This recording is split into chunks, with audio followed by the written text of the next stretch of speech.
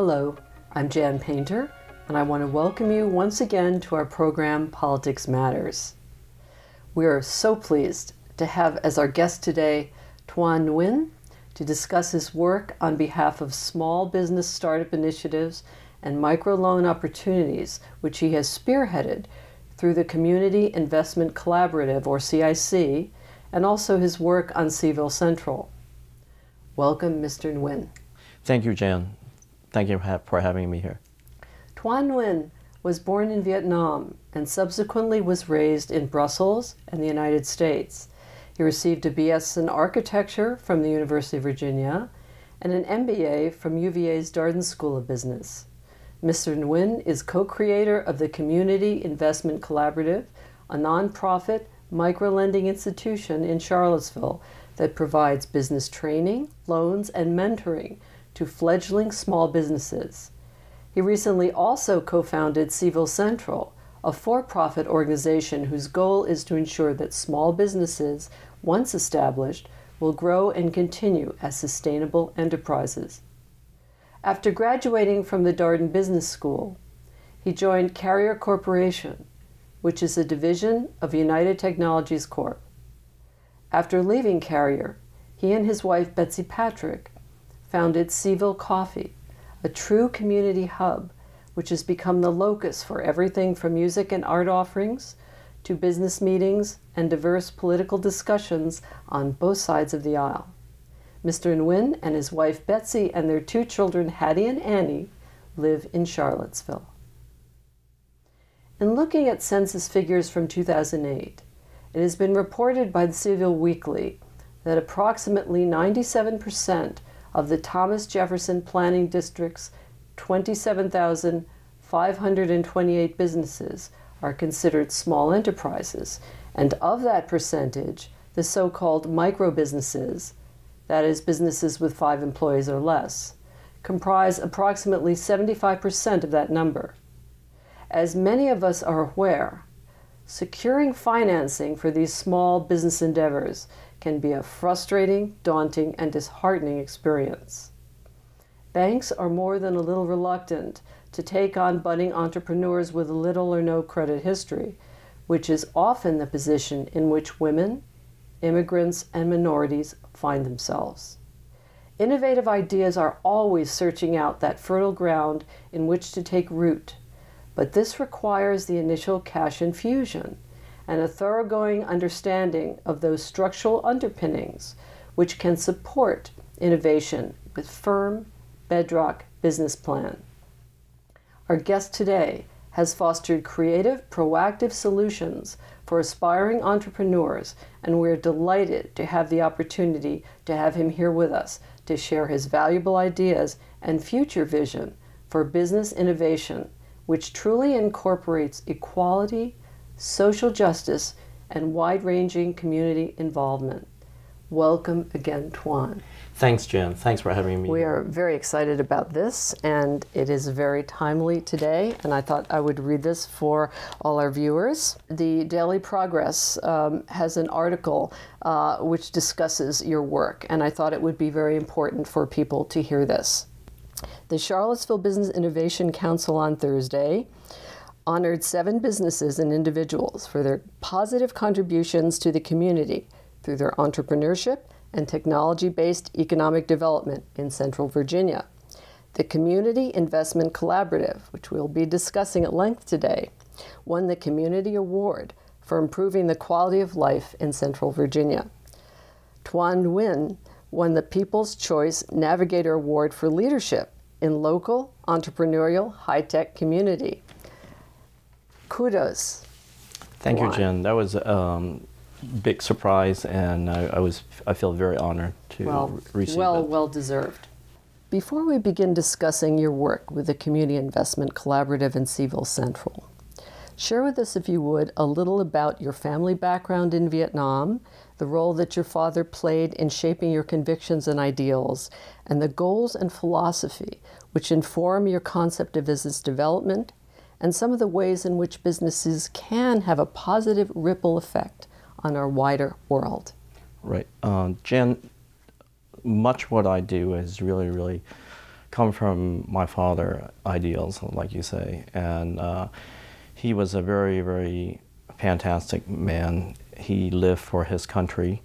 In the 50s, he was sent by the French government to study at the Sorbonne, and he received a Master of Law and went back to Vietnam to lead his country, and that was the plan.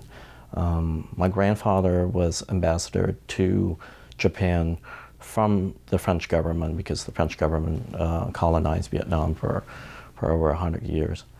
So he has this incredible idealism that was imparted upon me, and I remember every day he talks about how you should live for your community, and your job is to build community, and he did that with his life. I mean, he led by example.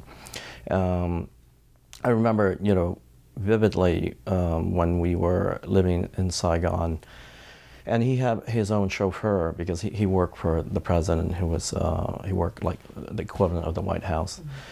But he was always care about the people, the everyday people. And I remember one time his chauffeur had a baby, and so he took me along with him to go visit the man's new baby. And now you have to understand, here's a man who works in like the equivalent of the White House, very, very high up. To have that much care and conviction to go see a chauffeur's baby, and so we went, and so we went there and we saw the deep poverty that their condition, and I never forget that the baby's blanket was comprised of the rice sack that rice comes in. I see. And that's the level of poverty that these people live in. And I remember that he was very touched by that. And I remember riding with him back to our house, and he's saying, we have to do something about this. And sure enough, the next year he ran for mayor of Saigon. So to have that much care and that much sensitivity, and to bring me along with it, and now I think, now that I have my own kid, that's the kind of lessons that he wants to impart on me, and so that's my mindset. Every family has their own ethos. Some family wants to be, wealth is the most important thing. Some family, it's about education. Some family, it's about the arts. Our family is about community building, and so that's where my background came from. What an astonishing role modeling for you and inspiration. Toan, how do you envision the power of business being used for purposes of implementing social change? And in that regard, what do you see as the role of the small business entrepreneur? Well, I think the small entrepreneur is really, I'm very, very passionate about entrepreneurism, and it's because really it's the manifestation of who you are. I mean, this is your idea, this is what your passion is all about. And you see that, and that's what drives people when they wake up and they work 10 to 18 hours, without stop. And that's because that's their passion. It's like having your own kid, I always compare it to that. If you have your own kid, you can be with that child for 18 to 20 hours and not even complain or feel the hardship of it. But if you work for somebody else, it's like babysitting that kid. You know what I mean? Oh, so it's like after 4 hours, you want to give that kid back, and that's the same. That's the same dynamic. So. And everyone has a dream. I think everyone wants to say, gee, this is what I really want to do. And so the challenge is, how do you make your dream a level, sustainable, so that you can live? And then that's a very, very hard thing to do. And and that's why not everybody can do it, because the security is or the lack of security is too much for someone to take that leap, and that's why the Community Investment Collaborative exists, is to provide an environment, support system, so that we can help people achieve their dream. Yeah, let's get into detail now about that, its mission, and how it functions specifically. Sure. So the Community Investment Collaborative, or we should call it CIC, exists to encourage, to foster entrepreneurial idea by providing three core things. One is the education part of it, and it's a 16 weeks business course, and basically you come to each week to class with a very specific homework on your idea. So it's not theoretical idea about microeconomic or elasticity of demand and so on and so forth. It's about your business and what you're going to do to advance it, whether in marketing, sales, or legal, or accounting. So by the end of the 16 weeks, you will have basically a business plan ready to go. So that's the first part, because what we want to make sure is that you know what to do with the money that we're going to lend you. And they would be applying for loans between $5,000 up to $35,000, is that correct? Yes, and how it works is that the first loan would be $5,000, and if they pay back on time, they're eligible for I see. So you graduate up as you succeed. Yeah. So the second part of that is, and you have to, and it's not automatic. It's not because you've taken the course that you automatically receive the loan.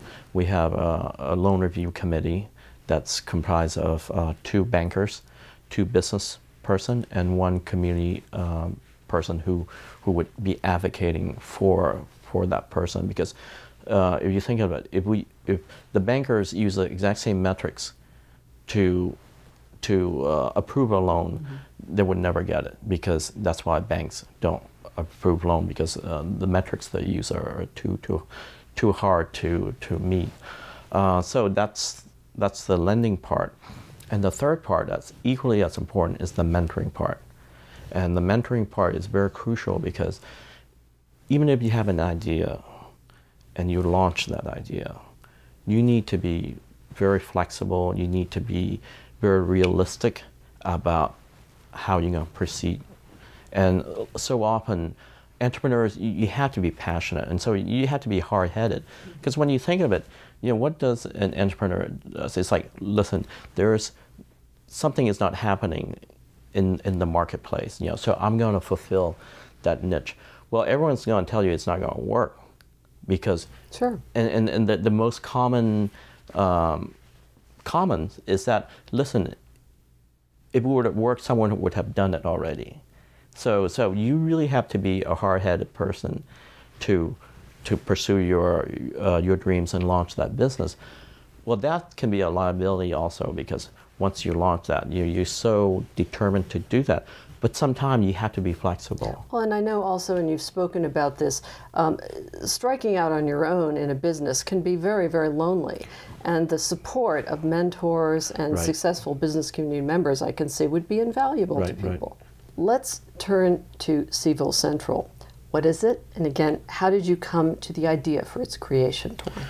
So Cville Central is really the next step of CIC. CIC, we help put people in business. Cville Central will keep them in business by going out and literally obtain the contracts and sub it out to them. I'll give you an example. We have a painter that just graduated from CIC, and his annual income, last year income was $18,000. That's what he made. Now, what Cville Central have done is that in 3 weeks we were able to give him $8,000 right away, because of my connection to the community, that we can grab these contracts and sub it out to them, and we expect to give them over $80,000 this coming year, just based on our projected growth. So there, you can see the tremendous difference that we're making in his life. Because even if you start a business, doesn't mean that you're going to be able to go out and get businesses. Oh, of course, yeah, the failure rate is high. What Cville Central is, we are a general contracting company.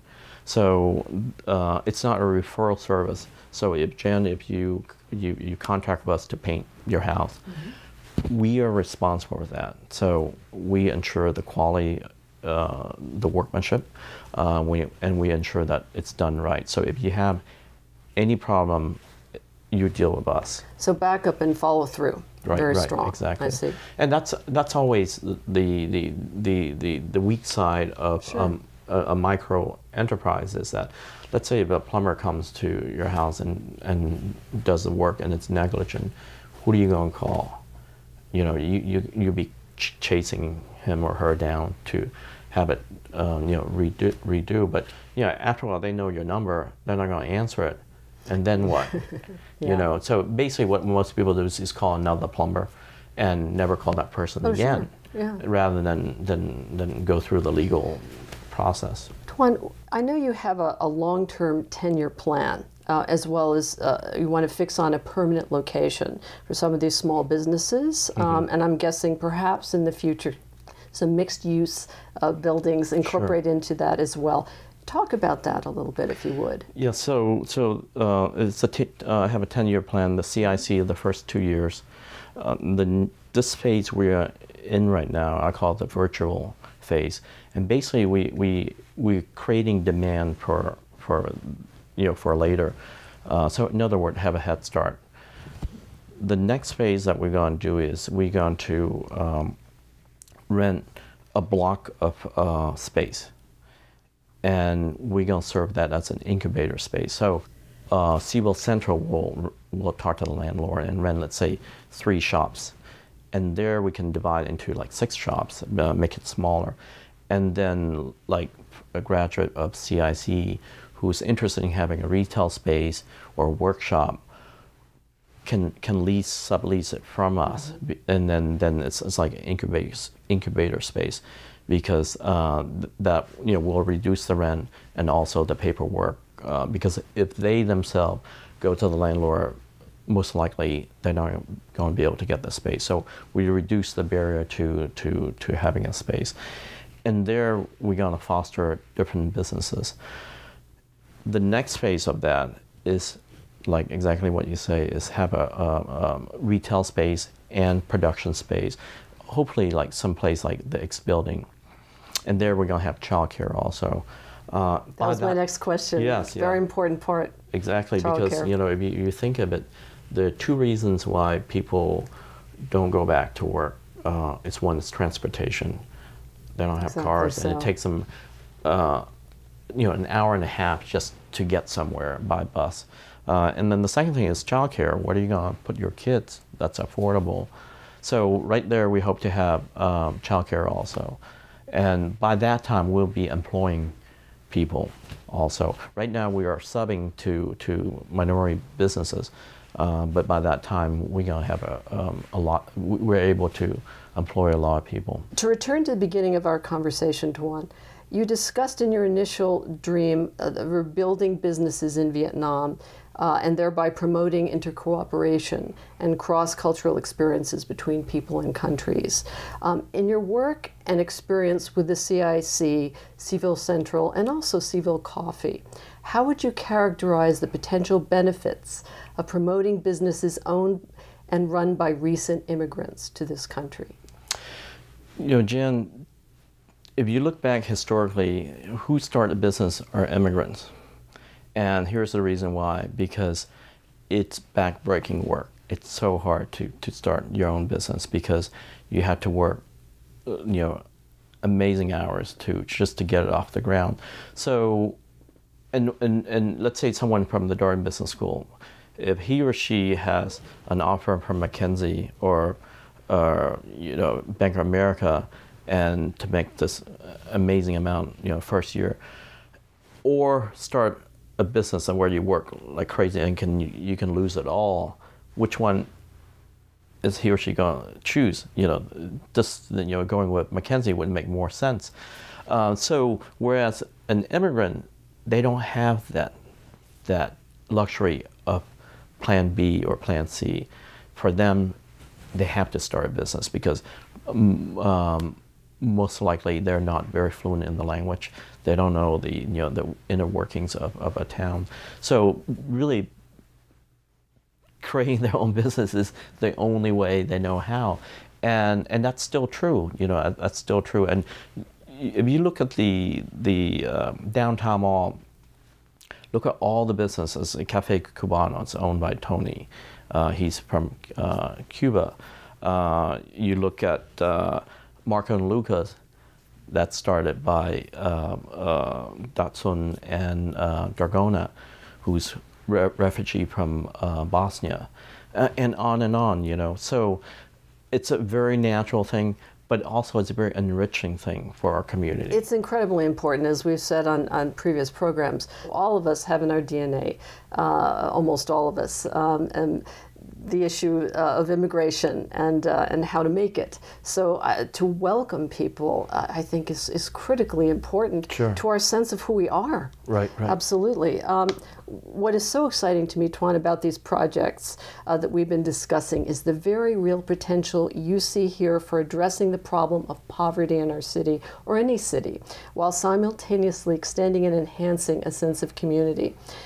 In an earlier interview with Paul Gaston, who was Emeritus Professor of History at UVA, we discussed his grandfather's founding of the utopian community of Fairhope, Alabama in the early 20th century. His grandfather's concept, like yours, was that every member of the community has the opportunity to prosper, and the entire society will benefit and thrive as a result. I wanted to ask you, are you actively working with other Virginia cities in and around the state discussing these programs and ideas? Oh, absolutely. Last year, Secretary James Chang, Secretary of Trade and Commerce, invited us to go to Richmond and meet with the staff of the Governor McDonald, to see if we can create organization like CIC in like Southwest Virginia, where the condition, the economic condition is very dire, and at that time we say we're not ready, because at that time we just get going. But in 2 weeks we're going back to meet with an incubator called Advanced Tech, to see if we can help them start something like CIC.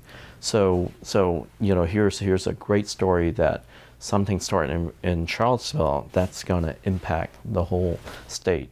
And as we get more success story and system in place for CIC, we'll be in position to help other communities around. This is very exciting. I know Secretary Chang mentioned that entrepreneurship accounts for approximately 65 to 75% of all new jobs in the Commonwealth. And in fact, he had an interesting quote when he said, "We need everybody in the community to be energized and mobilized to assist in economic recovery." As we all know, we have the sequester bearing down on us. We need everybody thinking about new ways to innovate. And according to an article in the August 4/12 Daily Progress, Secretary Chang championed the new program as an important community service.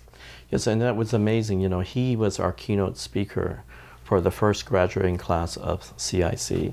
So here's he drove on. It was a Saturday. He drove from Richmond, came down to give the keynote speech, and then go back. And that's how much he believed in what CIC is doing, and that's how much he believed in what he said. Oh, how wonderful to have that kind of support. Toan, thank you very much for making time to join us and lending your wisdom, your philosophy, and your thoughts to our discussion today. Thank you, Jan. Thank you at home for joining our conversation. If you would like more information concerning the issues under discussion today, we invite you to take a look at our website at politicsmatters.org. We will be posting a number of books, articles, and relevant links on many of the issues under discussion there for you. You will also find there a complete archive of all prior Politics Matters programs, which you may watch in their entirety at any time. We will be posting extended versions of the interviews online as well, and will continue to be adding more content. As always, we are very interested in hearing from you with any and all questions, concerns, and ideas for future programs. We encourage you to email us at jan@politicsmatters.org. We air on PBS WVPT on the last Sunday of every month at 11:30 a.m. Thank you again, and until next we meet, I'm Jan Paynter, and this is Politics Matters.